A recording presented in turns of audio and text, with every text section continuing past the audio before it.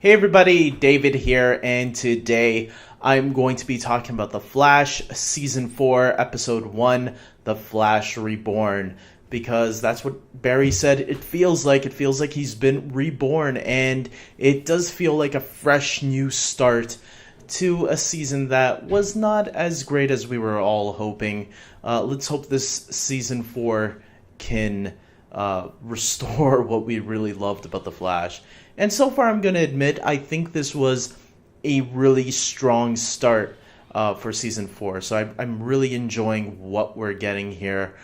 One of the first things that we're introduced to is Wally West as the Kid Flash, along with Cisco as Vibe, saving the day against this new threat.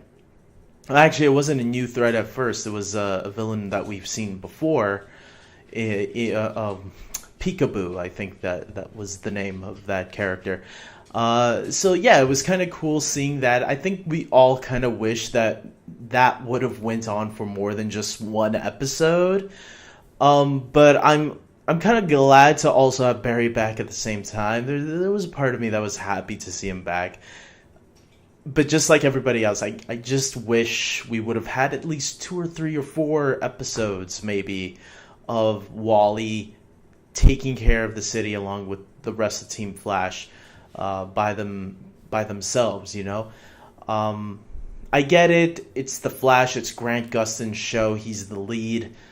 But it would have been a nice way to, like, fool the audience and, like, make them actually think, oh, maybe Barry's not coming back.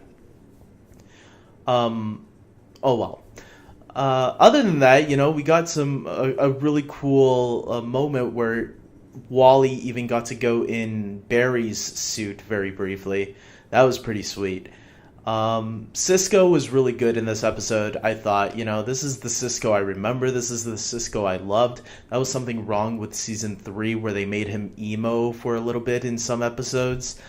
This episode definitely felt back to form. I mean, they even did a few callbacks to the original pilot, which was really interesting. Like when they were on the racetrack, and that's where they were going to try to get Barry out. The way it was shot, there were some camera angles and stuff like that were kind of very reminiscent of the pilot, as well as when they were trying to regain Barry's memory.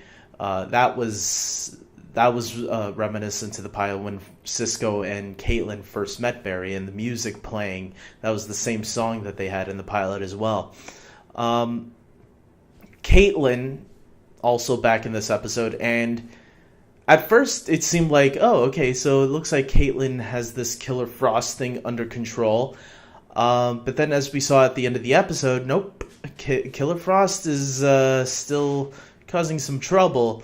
How much trouble? I don't know, because it seems like Caitlin sort of has it under control, maybe not, because she was kind of fighting it a little bit.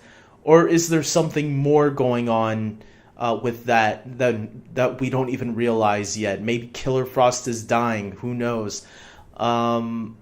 Personally, I hope Caitlin stays good. I don't want to see Killer Frost take over again. I think we did that last season, and some people were kind of annoyed with the way it all played out. I was okay with it, but there was a part of me that just didn't like the explanation on why she was turning evil all of a sudden, just because she was turning into Killer Frost. It seemed like, unless that's their plan to show that there's 2 personalities that's playing around inside of Caitlin, maybe she's having an inner struggle, schizophrenia type of situation. I have no idea. But I'm hoping they found a way to explain it much better than they did last season, because that was something that I think a lot of people were confused about, and that wasn't really explained well. Iris, you know, she's dealing with the loss of Barry throughout this episode, and I like the character of Iris. I'm one of the people that like her.